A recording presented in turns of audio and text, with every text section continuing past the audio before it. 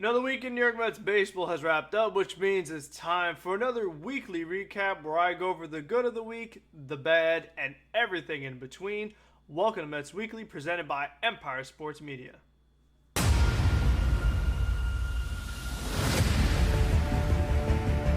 3-2, Vader swings and misses, strike three. He struck him out. 5 Met pitchers combined for the second no-hitter in New York Mets history. All in all, it was a pretty good week for the Mets. Could have been a little better, but for the most part, they got the job done. And they started off this week with a series going up against the Milwaukee Brewers in Milwaukee. First game winning at 7-2. Max Scherzer on the mound, 6 perfect innings, only on 68 pitches, 9 strikeouts. I wouldn't mind seeing Max Scherzer maybe get one more inning, but due to him just coming back from the injury, the Mets really were taking it slow with him, being very cautious with him. We saw the same thing in his next start against Oakland. So the most important thing is that Max Scherzer is healthy come postseason time. In order to make sure that's the case, you can't push him when he's in the middle of a perfect game. As great as it would have been to see, the Mets have bigger goals right now. Then the bullpen, Tylor Megill made his debut out of the bullpen, finally coming back from injury as well, and he gives up a 2-run homer. But Seth Lugo scores 8th, Adam Ottavino scoreless 9th. As far as the offense, you had Pete Alonso driving in 3 of the Mets runs. He had a big home run, and as we've said every single week, this Mets offense goes as Pete Alonso goes. As a storyline you're going to see throughout the course this week, it was true once again. Francisco Lindor, him getting a couple of hits, driving in a run. Daniel Vogelbach driving in a run. So kind of picking up where he left off in that Pittsburgh series, see if you could keep him going, keep him hot. Tyler Naquin drove in a run this game as well. Eduardo Escobar, a couple of hits. Tomas Nido drove in a run. So it was good to see a lot of different Mets getting involved in winning that game. That game, the series, winning 7-5. This was one of the best games of the year. The game where the New York Mets clinched their playoff berth. Carlos Carrasco, he went 4 innings, giving up 5 hits, 3 runs, couple of walks, 4 strikeouts on 90 pitches. I didn't even think Carrasco was going to be able to even get 4 innings because early on things were not going well for him, and you're in a point in the season right now where, as we've talked about, the Braves are so close to you that you can't afford to fall behind 5-0, 6-0 early in the game, and if you have a rested Trevor Williams, you got to dispose him at times like this. But Carrasco was able to kind of get out of it. Trevor Williams did have to come in eventually. He gave up 1 run in an inning at third. Joey Rodriguez, perfect inning. Trevor May, he got a couple of outs, but he also gave up a couple of hits. Adam Ottavino, he gave up a run. And then Edwin Diaz with a perfect 4-out save, striking out 3 batters. So he continues his dominance. He continues his great season. But for the Mets, the offense came from a 3-run homer from Pete Alonso and a massive go-ahead grand slam by Francisco Lindor with 2 outs. So once again, Francisco Lindor ranks 3rd in RBIs. Pete Alonso ranks 1st in RBIs. So the majority of the Mets offense comes from these guys. And obviously in this game, that was all the Mets offense. They accounted for 7 runs. I mean, those 2 guys are that good when it comes to driving in runs. As long as the guys at the top of the order are getting the job done, Nimmo's getting on, Canna's getting on. Once Marte comes back, he's getting on base. Feel pretty good about your chances that Lindor and Alonso are going to get the job done with those guys on. Now, last game of the series was a bit of an ugly one. Taijuan Walker made the start. 6 innings, 6 hits, 4 runs, 3 walks, 3 strikeouts on 88 pitches. He had only given up 1 run through the first 6 innings, but then the Mets asked him to go a 7th inning. Just like because it had been a while since they had an off day, they had a pre-tax bullpen like we talked about. You used Megill already, you used Edwin Diaz for 4 outs, you used Lugo, you used Acevedo, you used Joel, you used Trevor May. So they've used so many different guys that they try to get a little more of Taijuan Walker. Was not able to get the job done. They appears came in and got a couple outs, and they did an intentional walk to face the left-handed hitter. Craig Counsell goes to a pinch hitter, Mike Brasso, a guy who's really good against left-handed pitching. Just ask Yankee fans on Aroldis Chapman. So the Mets go to a right-hander of their own, Andrew Smith, his first outing coming off of the IL, and he gives up a grand slam. So that was a big no-no for your first outing coming back. Yeah, it was a lot of pressure for Drew Smith, but as I said on Mets Weekly on Thursday during the live stream, when it comes to the postseason, you're going to be thrown into situations like this where you don't get to choose exactly the kind of spot you want to put Drew Smith in. It's if he's the guy that's available, he's coming in no matter what the situation is, what the score, who's on base, how many outs, whatever it is, you're going to have to come in and they're going to ask you to get the job done. So if Drew Smith does want to be a part of this postseason roster, he needs to come through in these big spots. So he's going to be somebody to really watch as the season closes out because we talked about Megill coming back. Is Lucchesi going to come back and pitch 1 game and then you're going to decide if he's going to make the postseason roster or not? So the Mets definitely have a lot of questions to answer for that bullpen. You know, you're probably going to move Taijuan Walker to the pen. Does David Peterson make the playoff roster? So this last week or so, this is going to be very interesting to see how they manage it and who steps up. And offensively, this was such a frustrating game. You know, the Mets drew a lot of walks. They had their singles, but what annoyed me so much was the amount of base runners being stranded.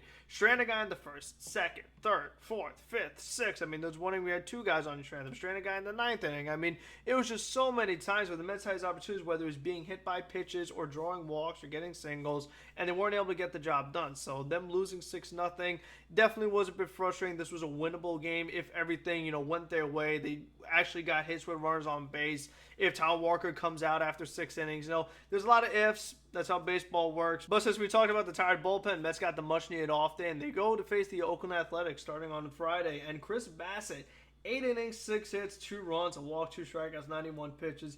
If the Mets really need him to, Bassett probably could have gone all 9. That's just the kind of pitcher he has, and he's been all year. Drew Smith, a perfect 9th inning. That was much needed. He got some good defensive help behind him, but still, he needs to have those consecutive good outings if he wants to be in the postseason roster like I just talked about. And on offense, you had Eduardo Escobar hit a huge grand slam. Brandon Nimmo had a couple hits to drive in some runs. Pete Alonso got on base 3 times. Jeff McNeil had 3 hits. Mark Vientos, he had a couple hits, drove in a couple runs. Oakland's defense helped him out there.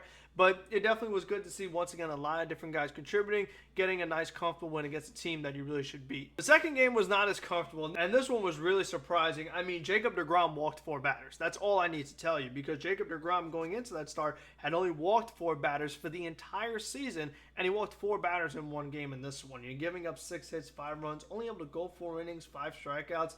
There was a big play where there was a line drive hit to Jeff McNeil in the first inning, and he stumbled over his feet. He couldn't make the play. That led to a few Oakland runners scoring, and it just seemed like Jacob deGrom was never really able to settle in. Even after that first inning, you really felt like he wasn't vintage Jake. The walks tell you all you need to know. He has done a great job all year of just not giving in, throwing strikes, making quality pitches time in, time out, and it just didn't happen in this game. You know, Trevor Williams had to come in because deGrom only went the 4 innings.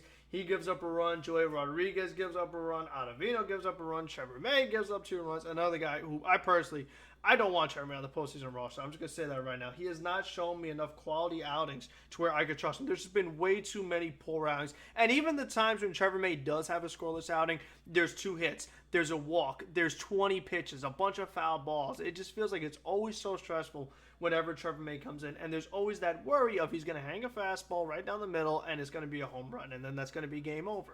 Because when the games are so tight in the postseason, there's very little room for error. It could be a 1-run game. It could be a tie game. You're giving up a home run, that could be game over. On offense, the Mets actually scored 4 runs. They scored all of them really early, and it was just so crazy that the Mets had a 3-0 lead in the first inning, and you're like, wow, the Mets got 3 runs for deGrom? That's a lot for Jake. You give deGrom 3 runs against the Oakland Athletics, this game's going to be over. Another nice, easy win, but as they always say, that is why they play the games. You know, Oakland came back. They made a bunch of amazing plays in the field with all that foul territory and diving catches. Again, a team like Oakland, you really should beat them. You shouldn't be losing 10-4 with deGrom on the mound. Luckily, the Mets were able to bounce back the last game of the series, winning 13-4. Max Scherzer on the mound, 6 innings, 4 hits, a run, a walk, 7 strikeouts, 91 pitches. That definitely is good to see Max Scherzer get above the 90-pitch threshold. This way, for that last start against Atlanta, he could get in the 100-pitch territory. So that was what I wanted to see. I want to see Max Scherzer have no limits when it comes to facing Atlanta. I want him to be fully ready to go. Seth Lugo, he pitched the 9th inning, didn't look good. He gave up a home run, gave up 3 hits. So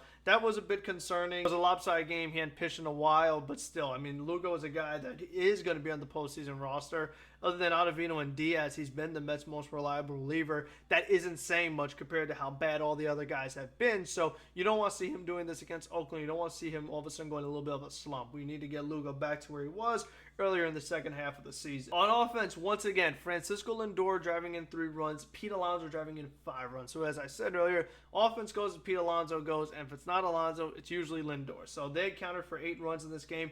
Brandon Nimmo, a couple of hits. Mark Canha, a couple of hits. Eduardo Escobar, 3 hits, driving in 2 runs. Tyler Naquin, 2 hits, drove in a run. Tomas Nido, 2 hits. A lot of guys, once again, contributing, stepping up. Oakland looked really bad in this game. At least the Mets were able to bounce back, win the series. They finished the week a game and a half ahead of the Atlanta Braves. So obviously, things are still going to be really close. They have the series coming up against the Miami Marlins. We know Miami always plays the Mets tough, so they cannot take these games for granted. They can't, lay down or whatever. They really have got to keep the pedal to the metal. I would really hope that they could sweep that series just to have a little bit of wiggle room against the Atlanta Braves in that series. As they talked about on the broadcast, if the Mets win at least one game against the Braves over the weekend, they will hold the tiebreaker. So in case there is a tie, the Mets will still be the division winners. So it's really important that they have a very good series against Miami, so they hopefully maybe have a little bit of cushion against the Braves in that series over the weekend. Now, as far as my takeaways, the big guy that I got to talk about is Darren Ruff. I mean, we made a whole video about it a couple of weeks ago about Mark Vientos and Darren Ruff and playing time, things like that.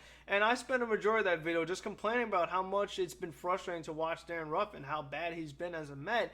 And this continues to be the case. And the Mets faced 3 lefties in this series against Oakland. And Darren Ruff started every game, 2 of them in right field. And the Saturday game, the game where the Mets lost, you finally saw that Darren Ruff is not a right fielder. He finally got exploited, because I was surprised how much they had gotten away with having him play right field for them, because he does not move well. He's just not an outfielder. So it was just really annoying to see him out there not playing well defensively and even worse offensively. And one of the things that really concerns me is that even though the Mets had a good series, don't get me wrong, you faced 3 lefties, and there were 3 different guys that batted 5th in this series behind Pete Alonso. You know, one day it's Ruff, one day it's Escobar, one day it's McNeil. So the fact that Mets still, we are now September 25th, have not found that consistent number 5 behind Pete Alonso against left-handed pitching, that's a bit concerning to me, because if you do play the Dodgers and you're facing all those lefties, who the heck is batting behind Pete Alonso? And Darren Ruff cannot be starting. I mean, Vientos has not given you much,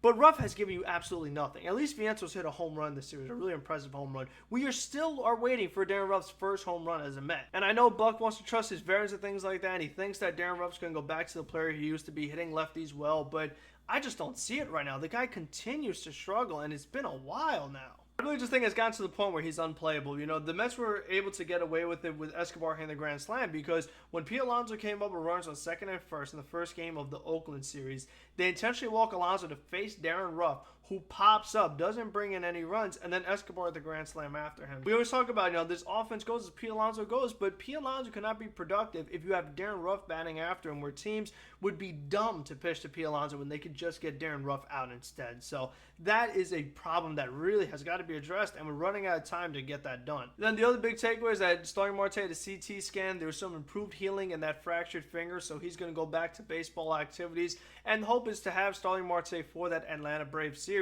And the Mets really need him, because if you have Starling Marte healthy and playing right field, Darren Ruff doesn't play right field, which is something that we really have got to avoid and cannot happen again. So hopefully you guys enjoyed this video. If you did, leave a like, comment down below. What were your thoughts on this week for the Mets? I'll be back next week for the recap after the Braves series. Make sure you're locked into this channel all week long for that daily content. The Roundtable stream every Thursday. You're going to EmpireSportsMedia.com for all your New York sports needs, not just Mets. Subscribe to all of us. Follow us on social media. All that stuff is in the description. So until the next one, let's go Mets. Please retire Darren Ruff.